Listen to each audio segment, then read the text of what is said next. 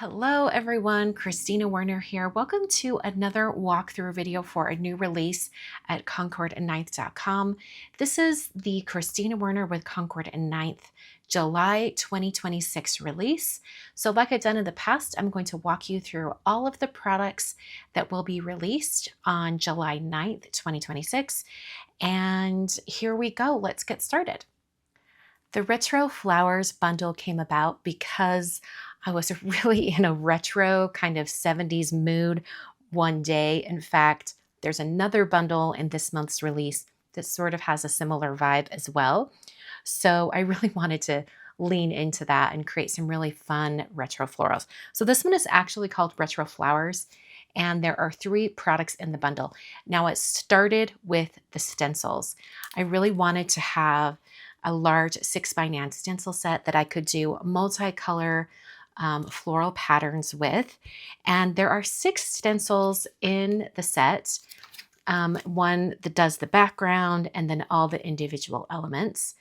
And then there's also a 6th stencil that does the full pattern. This is sort of a grouping of stencils that I've done in the past, and it's worked really well to make sure that it's very versatile for all the different types of projects you want to create. Now, once I had the stencil designed, then I said, I really need a background stamp. So here we have the 6x8 Retro Flowers stamp set. The bulk of the stamp set is a background stamp, and then we've got 2 large greetings up here. Now, just something to note when you're using the stencils with the background stamp, because of the nature of the stamp and it's a very flexible, clear photopolymer material, sometimes the stamp can kind of morph and warp and stretch a little bit. That's just the nature of the stamp. Now, when it does that, it will require you to move your stencil around to get it to the right kind of match up for each one of the different areas.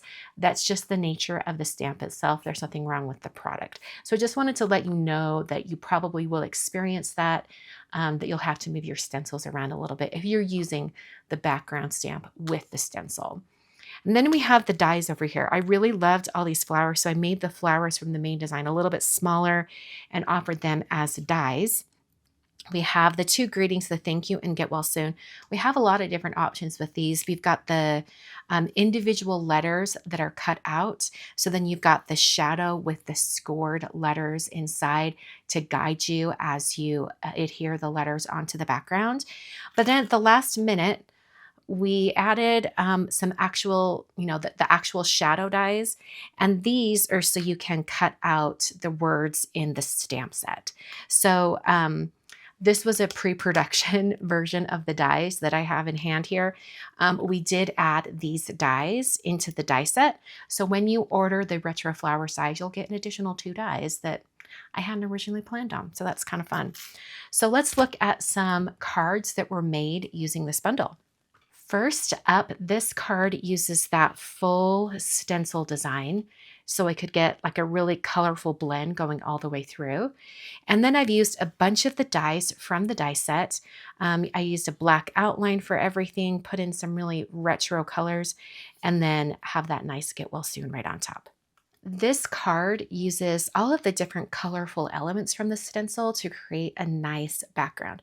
Now I do have another example of similar colors, but with a different colored background.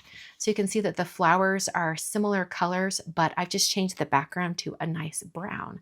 So it's really different when you do it that way. I've also got the thank you popped up on the center there. And this 3rd card uses that background stamp in Pebble for a nice subtle background.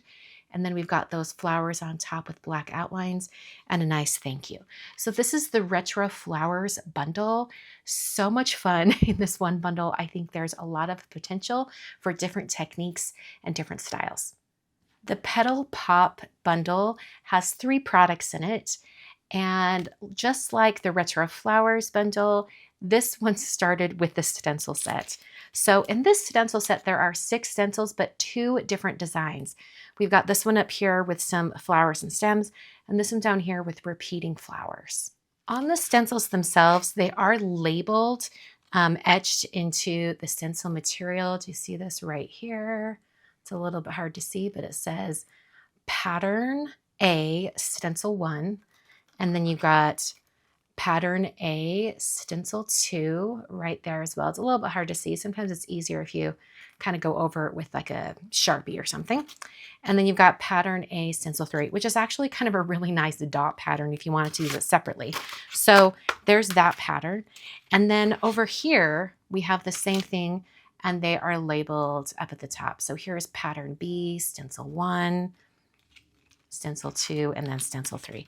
So they're all labeled for you so you can keep them separate. In fact, if you wanted to store them separately, you absolutely could. So those are the stencils.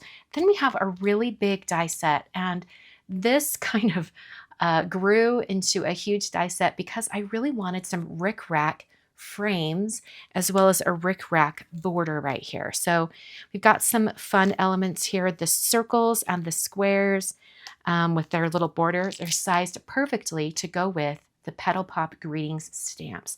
So these are just some really great kind of generic greetings, not specific to any one holiday or anything like that. Some nice friendly greetings. And we've got a hello and hugs. And we also have that kind of etched guide on the shadow dies so that you can adhere those individual letters just perfectly. We've also got some flowers and leaves so you can kind of build your own flowers that mimic the ones in the pattern. All right, so let's look at some cards made using this bundle. First up, I have 2 cards that have the same design but in different color palettes. So as you can see on this card, we have the main floral is kind of in one blue shade, but over here, that same stencil has a blend of different colors. It just completely changes the look of it. Here's that rickrack border on an A2 card, and then our cute little hello dies up there at the top. So here's another example of one of those rickrack frames. We have the 5x7 or A7 rickrack frame used on this one, as well as the border.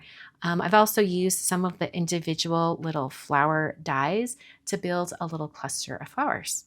And on this card, I've used the full pattern of all of those repeating flowers, as well as the little square. Notice the square has rounded corners, as well as that rickrack frame on the inside. So this is the Petal Pop Bundle. I think this is so fun. In fact, I really am excited about all the rickrack elements in the dies. I think those are going to become a staple in my crafting just when I want a little bit of a different look as far as borders and frames go. The A6 frames bundle includes the detailed frames as well as the thin frames. Now you can buy these 2 sets separately if you're excited about one more than the other, but really these are meant to be used together. So over the years, I've released some A2 and A7 dies. We've got the thin frames and the detail frames, things like that. So this is just the latest reiteration of that. And I wanted to offer all of the frames all at once. So this is A6. The size of these cards is kind of in between an A2 card and an A7 card. So it's just a little bit bigger than A2, a little bit smaller than A7. And it works really, really well. So the measurement on an A6 card is 4.5 by 6 1/4. So it's almost 4 by 6, but not quite. So these are designed perfectly and sized perfectly to go on your A6 cards. So they can work together, and they've also got some greetings on the inside. We've got big hugs, take care, you are loved, and hi in a square border frame. So let's look at some cards using this bundle itself. First up, here's an example of using both of these frame sets together. You can see we've got the detail frame on the outside, a slightly more narrow, smaller frame that's plain, plus the scallop, plus another frame. And then this one has some little stitches on there. You can see that, a little stitching detail. And we've also got the You Are Loved from the detailed A6 frames set. So this is one that uses everything all together. This is a good example of using just the thin frames. We've got the outer frame as well as the smallest inner frame, plus the high from that from the detailed A6 frames. And then we have just a really simple use of the thin frames. We've got the outer one that was actually just used to cut the inner piece on this. I don't know if you can see that, but the interior piece is what was cut, and then it was mounted on top of some pimento cardstock. So you don't have to use the frames as a frame. You could just use the inner piece that's cut out. And then we've got the Take Care used from the thin frames dies. So these are the A6 detailed frames and the A6 thin frames. You can buy them together in a bundle or buy them separately. The Easy Repeat Herringbone background stamp is another staple that I wanted to add to my collection at Concord 9th because I think it's one that I will use often when I want just a pattern kind of in the background. So first off, let's look at this card where you have the bulk of the pattern, but it's off to one side. Now you'll notice on the background stamp there is a line on this one side and there is a knot on this side.